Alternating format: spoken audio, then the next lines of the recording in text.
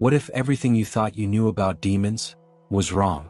In this video we dive deep into ancient texts, forgotten myths, and early theology to explore a shocking question. Are demons just misunderstood angels? From the rebellious watchers to the cosmic battle between light and shadow, we uncover the complex duality at the heart of spiritual lore. Are these so-called evil beings fallen heroes, or something else entirely? Join us as we peel back the layers of fear and dogma to reveal the hidden truths behind demonology and angelic rebellion. This is mythology like you've never seen it before. Christianity and the Fall of Lucifer. A deep dive into angelic rebellion and free will. In Christian theology, one of the most mysterious and debated figures is Lucifer, commonly understood to be a once glorious angel who fell from grace and became Satan, the adversary of God and humanity. This concept is deeply rooted in the biblical tradition, developed further through centuries of theological thought, interpretation, and myth-making. Though the name Lucifer only appears explicitly once in most English translations of the Bible, the story of the rebellion in heaven, led by a once righteous being, has become central to Christian views on evil, free will, and divine justice. This essay explores the biblical and theological background behind Lucifer's fall, the war in heaven, and the transformation of angels from holy beings into demons. It also examines the critical Christian idea that these angels, Lucifer included, were not created evil, but chose rebellion, emphasizing the role of free will in the cosmic moral order. The name Lucifer, and Isaiah 14 verse 12. The primary source often cited regarding Lucifer's fall is Isaiah 14 verse 12, which in many English versions of the Bible reads, "How art thou fallen from heaven, O Lucifer, son of the morning? How art thou cut down to the ground, which didst weaken the nations?" KJV. In the original Hebrew, the term translated as Lucifer is Helel ben Shakar, meaning shining one, son of the dawn. The name Lucifer comes from the Latin Vulgate translation. Lucifer means light bringer or morning star. At its core, Isaiah 14 is a taunt song against the king of Babylon, using metaphorical and cosmic language to describe the king's arrogance and ultimate downfall. Over time, however, Christian tradition interpreted this passage allegorically, seeing it not only as a political oracle but also a symbolic description of the fall of a cosmic being, Lucifer. This reinterpretation especially took hold in early Christian theology and medieval literature, where Lucifer was understood to be a high-ranking angel whose pride led to rebellion against God. Thus, Isaiah 14 verse 12 became the foundational text for the Luciferian narrative in Christian doctrine. Pride and the rebellion of Lucifer. According to traditional Christian understanding, Lucifer's downfall stemmed from pride. He desired to exalt himself above God, a fatal ambition that led to his eternal fall. Isaiah 14 verses 13 to 14 continues, "For you said in your heart, I will ascend to the heavens, I will raise my throne above the stars of God. I will sit enthroned on the mount of assembly, I will ascend above the tops of the clouds. I will make myself like the Most High." These "I will" statements are seen as self-exalting, contrasting the humility required before God. Lucifer, according to this theology, wanted autonomy, not servitude, rule, not worship. This theme is deeply embedded in Christian theology. Pride precedes the fall, Proverbs 16 verse 18. Lucifer then becomes the archetype of rebellion, the first sinner whose actions opened the door to all subsequent evil. Importantly, he was not created evil. Christian doctrine, particularly as developed by church fathers like Augustine, teaches that all of God's creations were made good. Evil entered through the abuse of free will. Revelation 12, the war in heaven. Another critical passage that supports the Lucifer-Satan narrative is Revelation 12, which describes a dramatic war in the heavenly realm. "And there was war in heaven. Michael and his angels fought against the dragon, and the dragon fought and his angels, and prevailed not, neither was their place found any more in heaven. And the great dragon was cast out, that old serpent, called the devil and Satan, which deceiveth the whole world." Revelation 12 verses 7 to 9. Here, Satan is depicted as a dragon and the leader of rebellious angels who wage war against God's loyal army, led by Michael, an archangel. The defeated rebels are cast out of heaven, down to the earth. While Revelation is apocalyptic and symbolic, many theologians have connected this passage to Isaiah 14, seeing it as a cosmic battle that explains the origin of Satan and demonic forces. The interpretation holds that Lucifer, now Satan, is the dragon, and the angels who followed him became fallen angels or demons. Not created evil, the role of free will. A fundamental theological point in Christianity is that God did not create evil, nor did he create any being inherently evil. Angels, like humans, were endowed with free will, the ability to choose obedience or rebellion. This doctrine is central to Augustine's writings. He argued that evil is not a substance or being but a privation, a lack of good. Thus, Lucifer and the fallen angels chose to turn away from their intended purpose, which was to glorify God. This choice was not inevitable. According to Christian theology, Lucifer was created with great beauty, wisdom, and authority, possibly the highest of all angels. Yet, with that exalted position came the potential for pride, which led to his downfall. The book of Ezekiel 28 verses 12 to 17, though originally a lament over the king of Tyre, is often interpreted by Christian tradition to describe Lucifer symbolically. You were the seal of perfection, full of wisdom and perfect in beauty. You were in Eden, the garden of God. Your heart became proud on account of your beauty, and you corrupted your wisdom because of your splendor. The implication is clear. Lucifer was perfect until iniquity was found in him. Fallen angels and their fate. Lucifer's rebellion was not solitary. A third of the angels, according to Revelation 12 verse 4, followed him. These became what Christian theology refers to as demons. His tail swept a third of the stars out of the sky and flung them to the earth. Revelation 12 verse 4.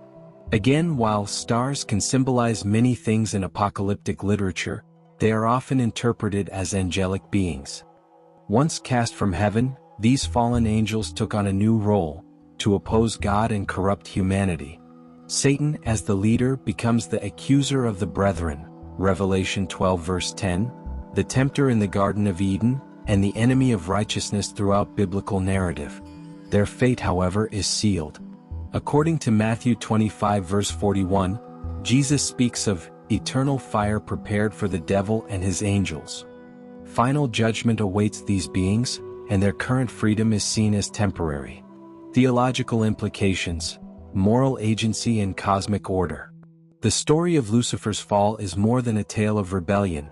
It's a profound theological commentary on freedom, accountability, and the origin of evil. By portraying angels as moral agents, Christianity affirms that evil is not God's doing but rather the result of created beings misusing their will. This bolsters Christian theodicy, the defense of God's goodness in the face of evil. Evil exists not because God willed it, but because his creatures rebelled. Moreover, this narrative upholds the idea of a cosmic moral hierarchy. There is a divine order in heaven, God above all, then angels, and finally humans. Lucifer's fall illustrates what happens when this order is defied: chaos, suffering, and judgment. Yet, paradoxically, Lucifer's rebellion also affirms the integrity of freedom. If no creature could rebel, then obedience would be meaningless. True worship requires choice. Thus, free will is not a flaw but a necessary component of love and morality. Beyond the Bible, influence on Christian thought and culture. Though the biblical references to Lucifer are limited and often symbolic, the Luciferian narrative has expanded greatly in Christian tradition, especially through extra-biblical writings and literature. Writers like Origen, Tertullian, Augustine, and later Milton in Paradise Lost painted detailed portraits of Lucifer's fall. Milton's Satan famously declares, "Better to reign in hell than serve in heaven," encapsulating the pride that traditional theology attributes to Lucifer. In Catholic theology, figures like Thomas Aquinas developed angelology in detail, outlining angelic ranks, the nature of their intellect and will, and the instant nature of their choices. Once an angel chooses, they cannot repent, because their decisions are made in perfect knowledge. Hence, Lucifer and his followers are eternally fallen. This doctrine contrasts with human sinfulness, which is often attributed to ignorance or weakness, and for which repentance is available. A cautionary tale of pride and rebellion. In Christianity, Lucifer stands as the ultimate warning against pride, rebellion, and the misuse of freedom. Once a glorious being, he chose self-exaltation over divine obedience and became the adversary, Satan. The narrative is rich with theological meaning. God created all things good. Evil entered through choice. Lucifer and his angels were not created evil, but they became so through pride and disobedience. Their fall is a cosmic echo of human fallenness, a mirror showing the consequences of turning from the Creator. Revelation promises a final defeat of Satan and his forces. Until then, Christian believers are reminded to resist temptation, walk in humility, and trust in the ultimate justice and sovereignty of God. Judaism, the Watchers, Nephilim, and the Book of Enoch. Transgression, not evil. The ancient foundations of Judaism are far richer and more diverse than most people realize today. Before the Hebrew Bible, Tanakh, took on its final form, Jewish thought included many extra-biblical texts that circulated widely among early communities. Among these, the Book of Enoch stands out as one of the most mysterious and influential. Though not included in the Jewish canon, it was well known in the Second Temple period and reveals a profound worldview in which heavenly beings interact with humanity in extraordinary, and sometimes catastrophic, ways. At the center of Enoch's narrative is the story of the Watchers, a group of angels who fell from heaven not because they were inherently evil, but because they transgressed divine boundaries. These Watchers lusted after human women, descended to earth, and fathered a race of hybrid beings known as the Nephilim. While later Christian and even popular culture often portray such beings as demons or embodiments of evil, the Jewish worldview of the time was far more nuanced. Let us explore the Watchers' narrative in early Judaism, its meaning, context, and how it shaped ancient Jewish beliefs without relying on modern interpretations of demons or Satan. 1. The Book of Enoch and its background. The Book of Enoch, specifically 1 Enoch or the Ethiopic Book of Enoch, is a Jewish apocalyptic work written sometime between the 3rd century BCE and the 1st century CE. Though it was not canonized in the Hebrew Bible, it was influential in Second Temple Judaism and known to authors of the Dead Sea Scrolls and early Christians. Enoch, the 7th patriarch from Adam's line, Genesis 5 verses 21 to 24, is a mysterious figure. Genesis briefly states that he walked with God and was taken away, but Enochic literature expands on this enigmatic mention, portraying him as a heavenly scribe and intermediary between the divine realm and earth. One of the earliest and most dramatic sections of 1 Enoch is the Book of the Watchers, chapters 1 to 36, which describes the descent of the Watchers to earth and the resulting chaos. 2. The Watchers, who were they? The Watchers are introduced in Enoch 6 as a group of 200 angels who were sons of heaven. Their leader is Semjaza or Shemahaza, and they descend to earth with a very specific intent. They are captivated by the beauty of human women and wish to take them as wives. As Enoch 6:2-3 describes, "And the angels, the children of the heaven, saw and lusted after them, and said to one another, Come, let us choose us wives from among the children of men and beget us children." This act, crossing the divine human boundary, is the central transgression of the Watchers. In the Jewish worldview, particularly in priestly and apocalyptic traditions, order and boundaries are essential. The Watchers are not evil in the satanic sense. They do not rebel against God's authority to establish a kingdom of darkness. Instead, they violate divine boundaries by disrupting the created order. 3. The Nephilim, children of heaven and earth. The union of the Watchers with human women produces a race of giants called the Nephilim. These beings are part angel, part human, and are portrayed as violent, ravenous, and corrupt. In Enoch 7:2-5, it is written, "And they became pregnant, and they bare great giants, who consumed all the acquisitions of men. And when men could no longer sustain them, the giants turned against them and devoured mankind." The Nephilim are portrayed as chaotic forces, not because they are born evil but because they are unnatural. Their very existence is a disruption of cosmic harmony. Unlike demons in later Christian theology, who serve Satan and exist to oppose God, the Nephilim are monsters, beings of tragic origin who embody the consequences of divine-human mixture.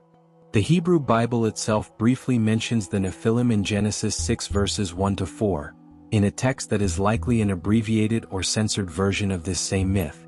The Nephilim were on the earth in those days, and also afterward, when the sons of God went to the daughters of humans and had children by them. They were the heroes of old, men of renown.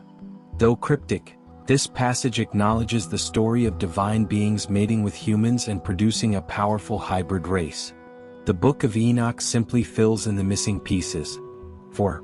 Transgression, not evil. A key element in understanding the Enochian Watchers is that their fall is not due to malevolence or an inherent evil nature. Rather, they are portrayed as transgressive, crossing lines they were forbidden to cross. In fact, the Watchers are also described as teachers of forbidden knowledge. In Enoch 8, different angels teach humanity various secrets. Azazel teaches the art of war, weapon making, and cosmetics. Semjaza teaches enchantments and root cutting, herbal knowledge. Others teach astrology, signs of the earth, moon cycles, and divination. This knowledge, while potentially useful, is given prematurely or without divine permission. It is not evil in itself, but it is dangerous. By revealing these secrets, the Watchers contribute to the spread of violence, sorcery, and corruption on earth. Thus, the Enochic view of evil is not dualistic. There is no satanic figure leading a rebellion against God, nor is there an underworld of demons tempting humans to sin. Rather, evil arises from disobedience and imbalance, a departure from the order God intended. The Watchers are tragic figures. Once divine, now punished, their actions unleash chaos and suffering, but their motivations are human-like: desire, curiosity, pride. 5. Judgment of the Watchers. The Book of Enoch emphasizes that the Watchers' rebellion does not go unnoticed. God sends the archangels, Michael, Raphael, Gabriel, and Uriel, to carry out judgment. Azazel is bound in chains and cast into a desert abyss, a fate echoed in the Day of Atonement ritual in Leviticus 16, where a scapegoat is sent to Azazel. The Nephilim, being part mortal, are killed in a great flood, but their spirits survive and become restless evil spirits, the precursors to later demonic concepts. Semjaza and the other Watchers are bound in the valleys of the earth, and held in darkness until the final judgment. This divine retribution reinforces a key Jewish theological theme. God is the ultimate enforcer of justice, and no matter how powerful or high-ranking the beings involved, divine law will prevail. 6. Influence on Jewish and early Christian thought. While the Book of Enoch was not included in the Jewish canon, it was highly influential in the Second Temple period, especially among apocalyptic groups like the Essenes, authors of the Dead Sea Scrolls. Enochic themes appear in many Dead Sea texts, often emphasizing angelic hierarchies, cosmic conflict, and divine judgment. Later, early Christians also drew from Enoch. The Epistle of Jude, New Testament, directly quotes 1 Enoch 1:9, and 2 Peter 2 verse 4 references angels who sinned and were cast into chains, clearly echoing the Watcher's story. However, as Jewish and Christian theology developed, especially after the destruction of the Second Temple in 70 CE, the myth of the Watchers was gradually de-emphasized or reinterpreted. Rabbinic Judaism focused more on human moral responsibility, halakha law, and Torah-centered theology, while Christianity adapted the Watchers myth into a broader narrative involving Satan and demons. 7. Modern misreadings and the demonic shift. In modern popular culture, the Watchers are often equated with demons or cast as evil beings akin to Lucifer. But this is a distortion of their original portrayal. The Book of Enoch never presents the Watchers as agents of Satan or as fundamentally malevolent. They are divine beings who fall because of desire, curiosity, and an overstepping of cosmic boundaries. Their punishment is severe not because they're evil incarnate but because their actions threaten the created order. Modern demonology often lacks this nuance, focusing instead on a good versus evil binary that is more characteristic of Christian dualism than early Jewish thought. In the Enochic worldview, transgression is more tragic than villainous, and the line between heaven and earth is perilously thin. The story of the Watchers in the Book of Enoch reveals a sophisticated and ancient layer of Jewish theology, one that explores the complexity of divine beings and the dangers of crossing cosmic boundaries.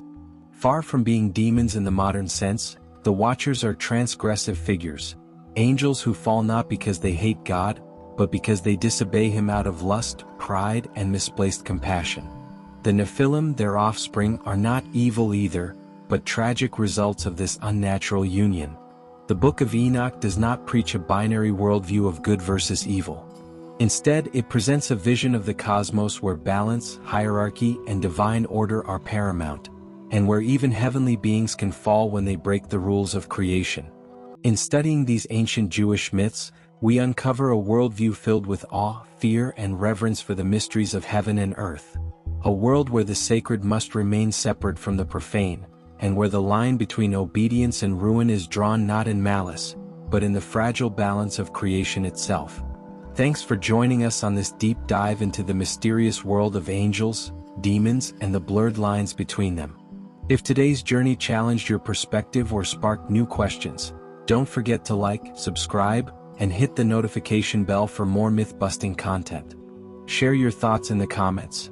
Do you think demons are truly evil or simply misunderstood? We'd love to hear your take.